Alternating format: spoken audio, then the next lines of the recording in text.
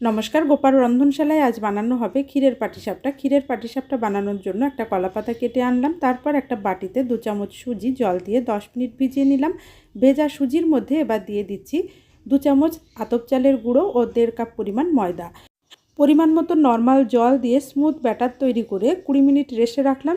20 minute পর উনুন জেলে লোহার তাওয়া গরম করে তাতে ঘি মাখিয়ে নিয়ে লোহার তাওয়াটা একটু নামিয়ে নিলাম, কারণ তাওয়াটা ভীষণ গরম হয়ে গেছিলো। তাই নামিয়ে নিয়ে 1 হাতা পরিমাণ ব্যাটার দিয়ে একটা গোলা রুটি মতো তৈরি করে নিলাম, একটু পাতলা করে।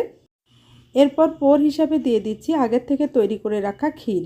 ক্ষীর দিয়ে মুড়িয়ে হালকা আঁচে এপিটোপিট সেঁকে নিলেই ক্ষীরের পাটিসাপটা রেডি হয়ে যাবে।